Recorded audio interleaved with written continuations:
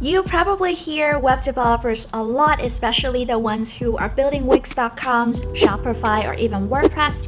But in today's video, we're not talking about web developers who are like that. In today's video, we are going to talk about the type of developers who are building web applications such as Instagram, Airbnb, Facebook, any type of applications that is running on the web browsers, essentially. And we are going to talk about how much do you really need to know at a minimum to become a web developer or get hired as a web developer.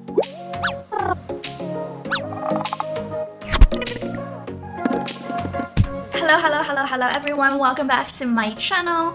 In this channel, you are taking on a journey with me as a web developer living in New York City, and in this channel you're gonna learn how to start learning how to code, a lot of things about web development, and all things relating to tech. So if you are interested in those kind of topics and willing to tag along with me in my journey, I am definitely encouraging you to consider subscribing. The first thing that I wanted to talk about is your key skill sets. So in order to become a web developer, you're not only need to learn the key skills in web development, which is HTML, CSS, and JavaScript. You will also need to not only feeling comfortable building static websites, but also tons of small JavaScript projects. Besides JavaScript, I would also recommend to learn a backend languages such as Node.js, which is basically JavaScript is just an other way to describing JavaScript specifically as a backend language. You can also consider learning PHP if your school is already teaching PHP. In my opinion, PHP is kind of old. If you're not thinking about becoming a WordPress developer or taking up freelancing opportunities, I would recommend to go with JavaScript or even learning in other backend languages such as Python, Ruby, or either considering using Java on Spring Boot. A lot of you guys might coming into a rabbit hole of finding yourself learning so much about CSS, and sometimes you wonder how much CSS do you really need to know before you feel comfortable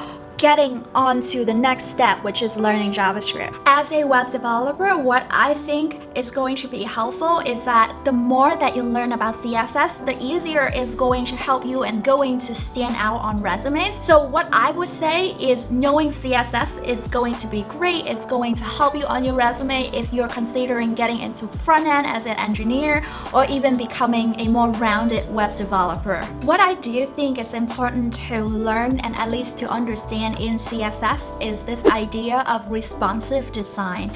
And what that means is thinking about opening a web application on a web browser on either your desktop, your laptop, or either your tablet or on your phone. There are different widths and heights on different mobile devices. You definitely don't want your users to have a really unnatural and uncomfortable user experience when they're opening your web applications in different mobile devices, right? Having that responsive design idea in the back of your head is really important as being a web developer. And I almost say that in this day and age, it's probably the most important thing. It's more important than being able to making animations on your web applications, because at the end of the day, if your application isn't responsive, it's not a good user experience and really doesn't make you stand out as a web developer. And that is something that I generally think is important as someone who is trying to, apply for a job as a web developer. And when you are designing your application, if you're not thinking as a mobile first experience, almost like it's harder for me to say like you're ready for the real world, because it's so important to understand mobile first and understand that different users are accessing your application throughout different devices that they have. Now, a lot of you guys might wonder, there are so many CSS frameworks like Bootstrap, Material, UI. Is it important as a web developer to know those CSS frameworks? And my answer to that is knowing CSS framework are helpful.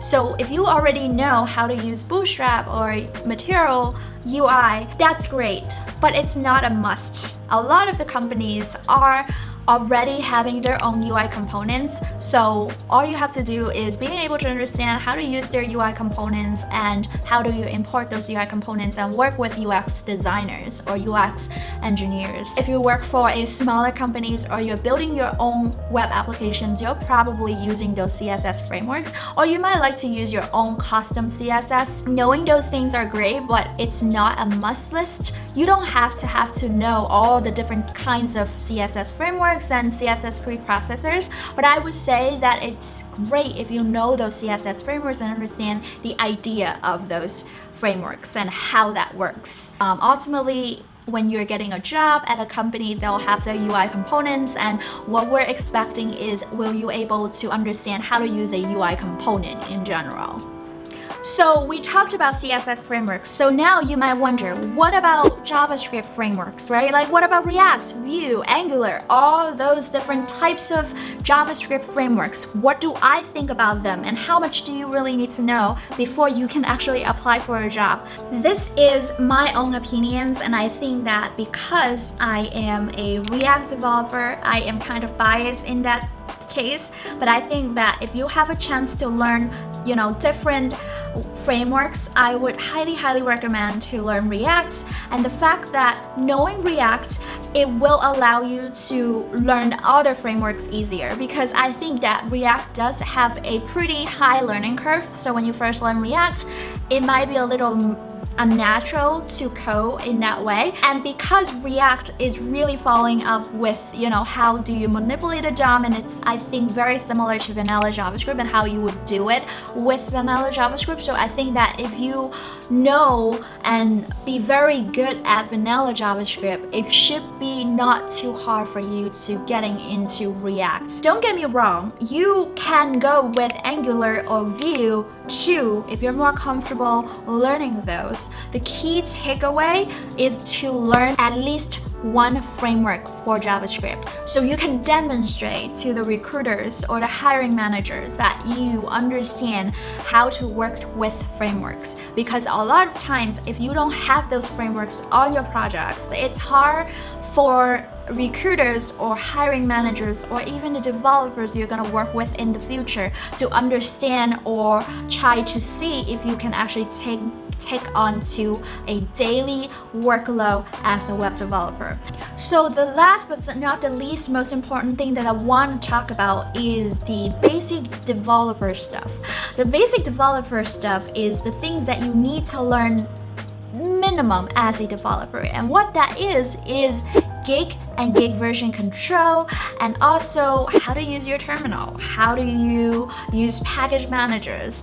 With JavaScript, either is Yarn or npm as a package manager. Knowing those things would be enough for you to demonstrate that you can work. Make sure that to squeeze those concepts into your daily learning routine, because those are all just as important as React and JavaScript and HTML, CSS, and all the other things. So what is the bottom line over here? HTML, CSS, JavaScript, plus a choice of framework that you choose, either React, Vue, or Angular, and then some basic developer stuff. So obviously there are so many more that you can learn as always, because technology changes all the time. In order to get a developer job, especially in order to feel comfortable to start applying for a job in the workforce, you will have to know at least the minimum that I talked about previously in this video. And make sure that you check out the other videos that I created, especially